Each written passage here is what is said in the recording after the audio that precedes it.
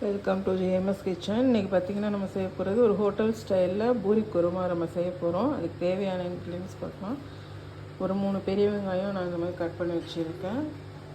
ஒரு 1/4 கிலோ உருளைக்கிழங்கு பாயில் பண்ணி இந்த மாதிரி மசிச்சு வச்சுருக்கேன். அப்புறம் இதில் 2 தக்காளி, ஒரு 4 பச்சை மிளகாய் கட் பண்ணி வச்சுருக்கேன். இதில் ஒரு வித்தியாசம் என்னென்னா, இதில் மிக்சியில் ஒரு 3 உருளைக்கிழங்கு தண்ணி ஊற்றி இந்த மாதிரி பேஸ்ட் மாதிரி எடுத்து வச்சுருக்கோம். வாங்க எப்படி செய்யலாம்னு பார்ப்போம். பாருங்கள், கடுகு பொரிஞ்சிருச்சு. இதில் நம்ம கட் பண்ணி வச்சுருக்க வெங்காயம், கருவேப்பிலை போட்டுக்கலாம்.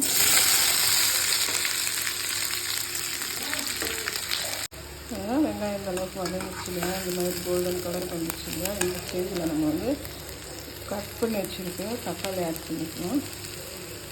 தக்காளி ஒரு 3-4 பச்சை மிளகாய், காரம் இல்லாத வேறு எந்த காரமும் எனக்கு சேர்க்கறதில்லை. அவ்வளோதான். இது நல்லா தக்காளி நல்லா மசி வைக்கும்.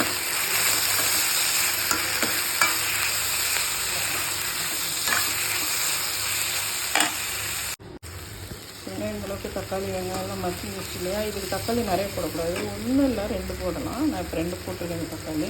இப்போ நம்ம மிக்சியில் அடித்து வச்சுருக்கிற இந்த உருளைக்கிழங்கு பேஸ்ட்டு அதில் நம்ம ஆட் பண்ணிக்கலாம். இதுதாங்க ஹோட்டல் ஸ்டெப்ஸு. சூப்பராக இருந்ததுங்க. நாங்கள் ஒரு ஹோட்டலில் கேட்டுட்டு வந்ததுலேருந்து இந்த மெத்தடில் தான் நாங்கள் செஞ்சிட்ருக்கோம். எல்லாருக்குமே ரொம்ப பிடிச்சிருக்கு. நீங்களும் செஞ்சு சமைச்சு சாப்பிட்டு பார்த்துட்டு சொல்லுங்க. இதை போட்டு ஒரு 2 கொதி கொதிச்சதுக்கப்புறம் உருளைக்கிழங்கு போட்டு 2 நிமிஷம் தான். இந்த குருமா செய்கிறது ஒரு 5 நிமிஷத்துலேருந்து 5 நிமிஷம் கூட தேவைப்படாது. எல்லாமே ரெடி பண்ணி வச்சுக்கிட்டிங்கன்னா ஒரு 2-3 நிமிஷத்தில் நம்ம இந்த குருமா ரெடி பண்ணிடலாம். பூரிக்கு நீங்கள் செஞ்சு சமைச்சு சாப்பிட்டு பார்த்துட்டு சொல்லுங்கள். செம்ம டேஸ்ட்டாக இருக்கும். ஹோட்டல் டேஸ்ட் அப்படியே இருக்கும். சரிங்களா? இந்த ஸ்டேஜ் சும்மா ஒரு கொதிச்சா போதுங்க, அவ்வளோதாங்க. இதில் நம்ம மசிச்சு வச்சுருக்கிற உருளைக்கிழங்கு இதில் நம்ம ஆட் பண்ணிக்கலாம்.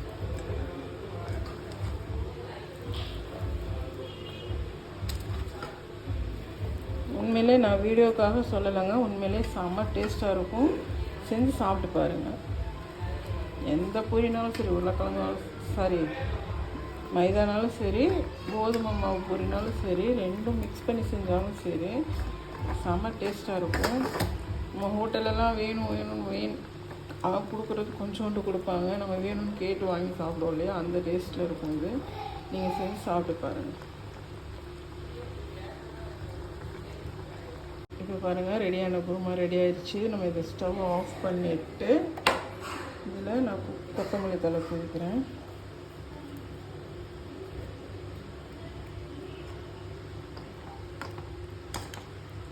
அவ்வளோதான். இப்போ நான் இது செஞ்சது ஒரு 2 to 3-4 மினிட்ஸ் தான் இருக்கும். செஞ்சுட்டேன். அருமையான பூரி குருமா ரெடி. இன்னும் நம்ம பூரி போட்டு சாப்பிட வேண்டியதாங்க. வாங்க சாப்பிட்லாம். பாருங்க எவ்வளோ கலர்ஃபுல்லாக இருக்குங்க. கலர்ஃபுல் மட்டும் இல்லை, டேஸ்ட்டும் பட்டை கலப்பும். சாப்பிட்டு பாருங்கள்.